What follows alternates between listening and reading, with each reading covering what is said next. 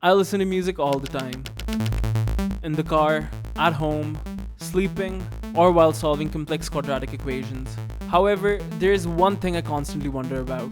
अगर इसने ये गाना बनाया इसकी personality क्या कमाल होगी? To find this out, we went on a search, but couldn't really find anything. And that is why we create Music Underground, a series जहां आप जान सकते हैं अपने favorite music artists और उनकी struggles के बारे में.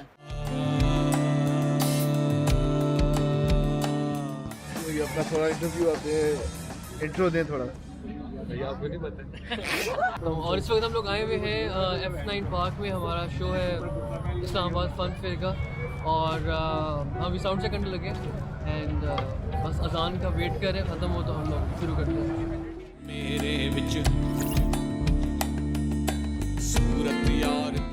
आर्टिस्ट और स्ट्रगल, ये दोनों चीज़ें ना आपस में जुड़ी हुई हैं काफ़ी. आर्टिस्ट एक ट्रू सेंस में आर्टिस्ट बनता ही नहीं है जब तक वो स्ट्रगल के थ्रू ना गुजरे. I come from a military and feudal background जहाँ पे म्यूज़िक को एज अ हॉबी बहुत इनकरेज किया जाता है, लेकिन अगर उसको आप प्रोफेशन बनाने का सोचें तो थोड़ी सी आपको डिस्करेजमेंट फेस करनी पड़ती है. मैंने अपनी आवाज़ को हमेशा एक गिफ्ट की तरह देखा है कि ये मतलब ये चीज़ मुझे एक खुदा ने एक गिफ्ट दी है. मैंने शुरू किया था ड्रम बजाने, मुझे याद है मिलाक के डब्बों पे जो आपके बेसिकली दूध के डब्बे होते हैं विद द पेपर कटर, और जो ये क्रैश और सिंबल जितने भी होते हैं वो मैंने बनाए होते थे, जो कि प्लेट्स होती हैं स्टील की. म्यूज़िक एक ऐसा मीडियम मुझे नज़र आता था कि जो मुझे लगता था कि ये एक वो चीज़ है कि जिसमें मैं एटलीस्ट कुछ ना कुछ अपना नाम बना सकता हूँ. म्यूज़िक की एक जो सबसे बड़ी जो है मेरे ख्याल से खसूसियत वो ये है, it's a universal language.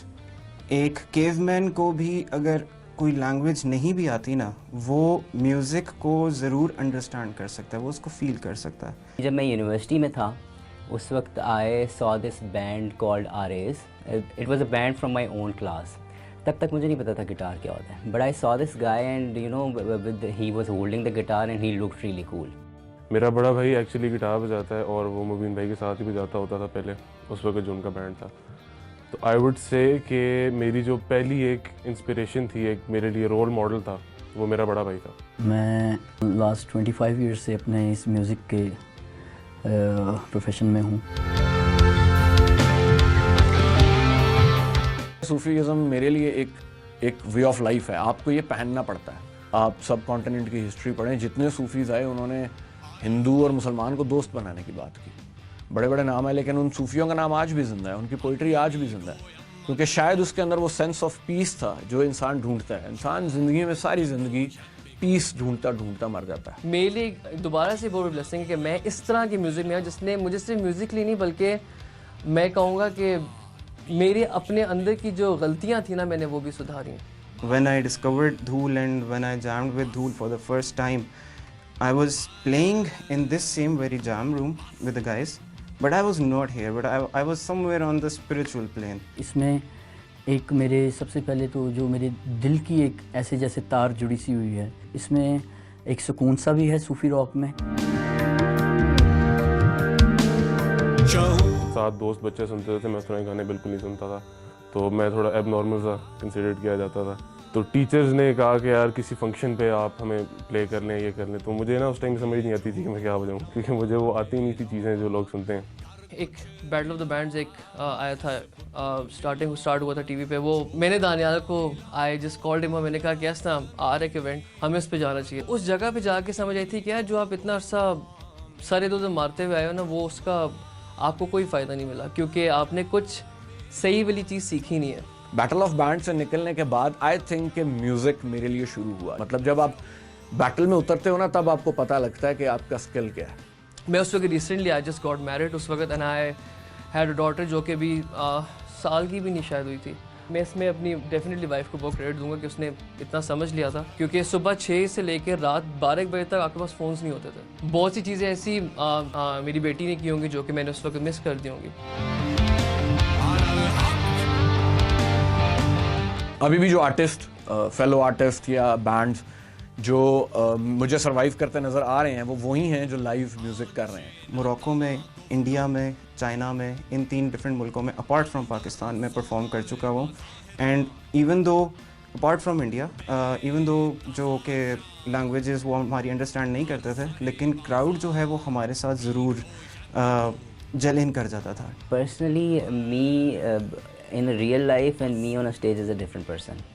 So on the stage I'm in my zone, I enjoy, headbang and everything. लेकिन इनको पता है जब मैं स्टेज से उतरता हूँ तो मैं फौरन गायब हो जाता हूँ. और यूनिवर्सिटी में शो था और एक बहुत बड़ा आर्टिस्ट लाहौर से आ रहा था प्ले करने, और हम 4-5 टाइम लोगों को बुला लिया गया जल्दी कि आप लोग 5 बजे आ जाएं ताकि जल्दी जल्दी आप जो है ना शुरू कर लें. बड़ा आर्टिस्ट भाई थे, वो आ गए उस टाइम पे, तो उन्होंने कहा जी मैंने वापस जाना है, तो मैं तो बस अभी आऊँगा स्टेज पे. तो वो जैसे ही हम स्टेज पे चढ़े तो वो उधर एक भाई बाउंसर से खड़े थे, उन्होंने बड़ी बदतमीजी से ये कंधों शंधों पे धक्के शक्के देखे, चलो भाई चलो नीचे उतरो. उस टाइम पे मैंने सोचा कि क्या मैं ये करूँ. हमारा शो था नेशनल आर्ट गैलरी में और उस वक्त बड़े बड़े बैंड जो थे ना में कम्पीट कर रहे थे. बैटल ऑफ द बैंड्स हो रहा था, हमने बजाना शुरू किया. मुझे अभी तक याद है मेटालिका का गाना था फेड टू ब्लैक. हमने शुरू कर दिया. अच्छा, शुरू करते जैसी 3 जजेस जो कि बहुत मशहूर है, I won't take their names, but उनमें से एक ने ना इस तरह से वाइट फ्लैग उठा के ना ऐसे किया. हम बजाई जा रहे हैं, वो बेचारा झंडा हिलाई जा रहा है कि भाई ये रुक जाएंगे कभी ना कभी. नहीं रुके तो उन्होंने माइक में बोला भाई रोक देना, कब से बेचारा झंडा हिला रहा है. तो हमने जब पूछा ही क्या, उन्होंने कहा आप लोग इस काबिल ही नहीं है कि आप लोग मतलब प्ले करो, कुछ ऐसा करो. एक बैंड को एक कंपनी के कॉर्पोरेट शो मिलता है, बीच में एक मिडिल मैन है. वो मिडिल मैन आपको वो एक शो लाख रुपए में देता है. इन रियलिटी वो आपको बाद में कहीं जाके 2 साल बाद पता चलता है वो जो शो आपने लाख रुपए में प्ले किया था वो मिडिल मैन ने आगे 2.5 लाख का बोला हुआ था. अगर एक आर्टिस्ट के नाम पे 2.5 लाख रुपया मिल रहा है, निकल रहा है, तो उसको एक कम प्रोपोर्शन क्यों मिल रहा है. मेरे लिए बड़ा आसान है कि मैं बोल दूं कि हाँ हमने भी स्ट्रगल की है, नीचे कर आने वालों को भी फाइनेंशियल स्ट्रगल करनी चाहिए, ऐसी बात नहीं है. हमने जो किया है हमें आने वाली नस्लों के लिए उसको बेहतर करना है. वैसे तो पाकिस्तान में आर्ट की बड़ी बात होती है कि जी पेंटर है, बड़ी अच्छी पेंटिंग बनाई है, या राइटर है, बहुत अच्छा लिखा है. लेकिन मैंने ये नोटिस किया था कि म्यूज़िक को लोग आर्ट कंसिडर ही नहीं करते. There are ups and downs in the music industries. कभी आपको कॉन्सर्ट्स नहीं मिल रहे, आपको रिकॉर्ड लेबल्स नहीं मिल रहे, आपको इतना you cannot do commercially very well unless you are a very good band. 10 साल पहले तक 2 म्यूजिक चैनल्स मेन आपको काम करते हुए नजर आ रहे थे. म्यूजिशियंस को टीवी शोज पे जाके बात करने का मौका मिल रहा था, उन्हें music videos TV shows TVs पे जाके प्रोजेक्ट करने का मौका मिल रहा था.